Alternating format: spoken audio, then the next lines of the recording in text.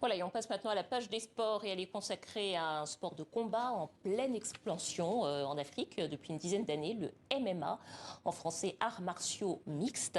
Et pour en parler, nous recevons Henri Jala qui est de passage à Paris. Bonsoir, soyez le Bonsoir, bienvenu sur le plateau du merci. Journal Afrique. Alors vous êtes le fondateur au Togo de la Fédération de boxe thaï et de sports assimilés, dont le MMA. Bonsoir Lise-Laure. Bonsoir. Alors, beaucoup de personnes ne connaissent pas, Henri Jala, le MMA ou connaissent mal. Peut-être que vous pouvez nous expliquer en quelques mots ce que c'est.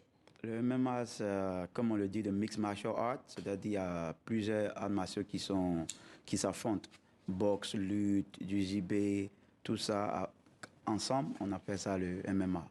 Voilà, sport popularisé dernièrement par Francis Ngannou, qui a été champion du monde. Alors, vous avez à Lomé une salle depuis près de 5 ans.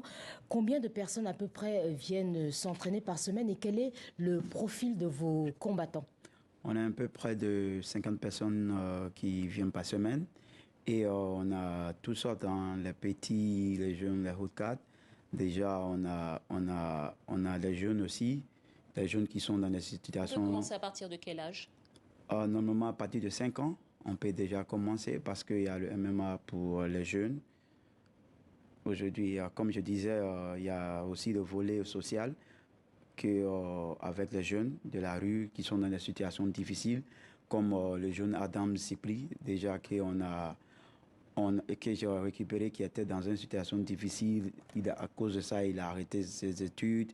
Les parents sont pauvres, il n'avait aucun moyen de s'en sortir. Et là, il est avec nous à la salle. Aujourd'hui, ça fait à peu près 3 ans. Et aujourd'hui, il est un des champions d'Afrique en boxe et en MMA. Alors là, tout à l'heure, on a vu des images d'entraînement. Peut-être qu'on va voir quelques images de combat. C'est un sport qui est réputé violent. Le MMA, est-ce que vous avez... Alors, vous disiez que vous aviez des enfants et qu'on pouvait commencer même à partir de 5 ans. J'imagine que c'est un peu adapté. Est-ce que vous avez des femmes aussi dans votre groupe? Normalement, le MMA, pour moi, c'est pas un sport violent parce que tout sport où déjà il y a le contact, c'est assez violent. Déjà, on a des femmes aujourd'hui qui pratiquent le MMA, qui permettent de leur donner plus de confiance en eux, qui leur permettent d'être plus durs, de travailler plus dur dans tout ce qu'ils choisissent d'être fait dans la vie, en fait. Donc, on a Cynthia, par exemple, une fille qui est venue vers moi, qui était dans une situation très, très compliquée, difficile, quand je vais dire, parce qu'elle a perdu son père.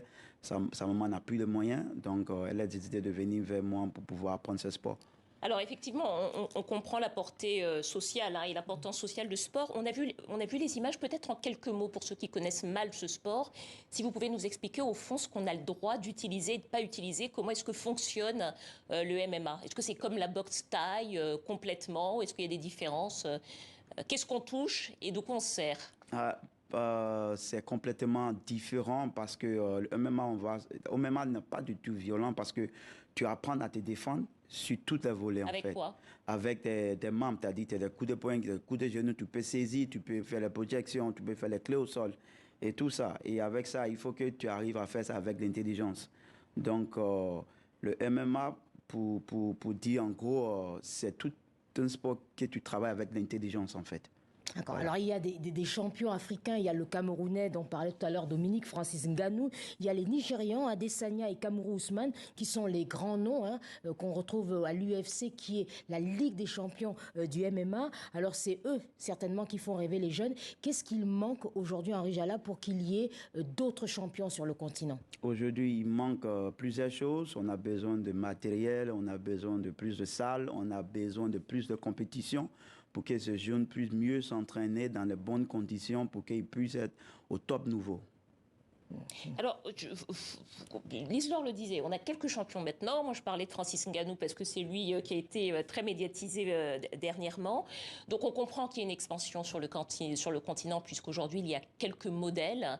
Vous êtes dans les sports de combat depuis un peu plus de 20 ans. Vous avez commencé le MMA il y a un peu plus de 5 ans. Qu'est-ce qui vous a donné envie, vous, à votre époque, d'entrer dans ce sport? Comment vous l'aviez connu d'ailleurs? En tant qu'un enfant turbulent d'une famille assez stricte, comme tous les enfants, j'ai commencé à beaucoup aimer C'était ce un bon sport. défouloir. Voilà, par rapport à, regardons le film comme Bruce Lee, qui m'a beaucoup inspiré parce que pour moi, c'est une idole. Il était comme un super-héros pour moi, en fait. Donc de là, tout est parti. Alors vous diriez que le MMA et le Kung Fu, c'est à peu près pareil? C'est pareil parce que il y a des pratiquants de MMA aujourd'hui. Ça veut dire mixed martial art. Donc il y a le Kung Fu, vous allez trouver le Kung Fu, vous allez trouver de la boxe, vous allez trouver de la lutte. Donc c'est toutes ces arts qui se mettent ensemble qui font le mixed martial art, le MMA. Alors, il y a la compétition. Tout à l'heure, vous parliez du manque de compétition, mais on sait aussi que, par exemple, au Sénégal, depuis 2-3 ans, il y a des lutteurs sénégalais qui se sont reconvertis au MMA. Plus que les compétitions, il y a aussi un problème d'argent, de rémunération. Oui, aujourd'hui, comme j'ai parlé de compétition, on a besoin de l'affronter à des meilleurs pour être meilleurs. Parce qu'aujourd'hui, on n'a pas assez de compétitions, on n'a pas de ligues aussi grandes parce qu'on n'a pas assez de sponsors pour pouvoir supporter cette organisation. Donc, ils gagnent aussi, mais pas aussi gros comme les grandes organisations. C'est-à-dire l'UFC, Bellator. Ouais, UFC, Bellator, ça c'est des grandes organisations. Aujourd'hui, on a un en Afrique du Sud qui est là, ça fait un bout qui est là, qui s'appelle longtemps, qui est beaucoup plus assis en fait, le UFC.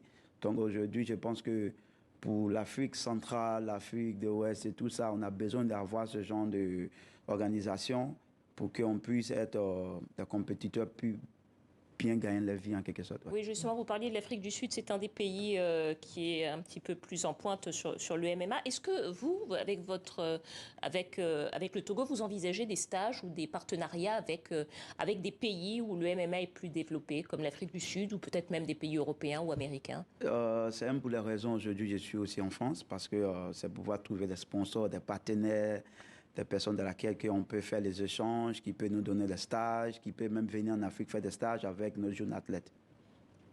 Ouais. Peut-être une dernière petette question sur le MMA, Lise-Laure, avant qu'on passe à une dernière information sportive, s'il nous reste un petit peu de temps. Mais juste, quel est le programme à venir? Parce qu'il y a le Lomé Fight Night que vous organisez à Lomé. C'est quoi la prochaine étape là maintenant? La prochaine étape aujourd'hui, c'est pour faire en sorte que notre jeune, comme je viens de le dire, ait le meilleur moyen, soit affronter avec des meilleurs pour être meilleur, c'est-à-dire être connu sur le plan international. Donc, voilà quoi, un peu... Merci beaucoup, Henri Jala. Merci beaucoup à vous d'être venu nous parler du MMA sur le plateau du Journal Afrique. Lise-Laure, peut-être encore un petit mot pour parler de la cérémonie du Ballon d'Or au Cameroun. Oui, cérémonie du Ballon d'Or qui s'est déroulée hier à Yaoundé. Et justement, on voit Samuel Eto'o, le président, remettre ce Ballon d'Or à Marou Seibou, qui est l'attaquant du Coton Sport de Garoua. Je vous propose tout de suite d'écouter Samuel Eto'o et Patrice Mboma, ambassadeurs des Lions Indomptables. Je suis très heureux, 30 ans après, on revit certaines émotions dans notre beau pays, le Cameroun, et nous continuerons comme ça. Prochaine étape, la Coupe du Monde, nous verrons ce que la Coupe du Monde nous réserve. C'est un moment important, il faut se mettre à la place des acteurs. Ils ont fait des efforts pendant une saison, pendant plusieurs saisons, et il était temps de penser à les honorer, à les célébrer. Voilà, merci beaucoup à vous, Lise-Laure Etia, et merci à vous, Henri Jala. Merci d'être venu nous voir sur le plateau du Journal Afrique. Et c'est la fin de ce journal. Merci de votre fidélité. Demain, vous retrouverez Nidia Paliekara à cette place. Quant à moi, je vous dis à vendredi.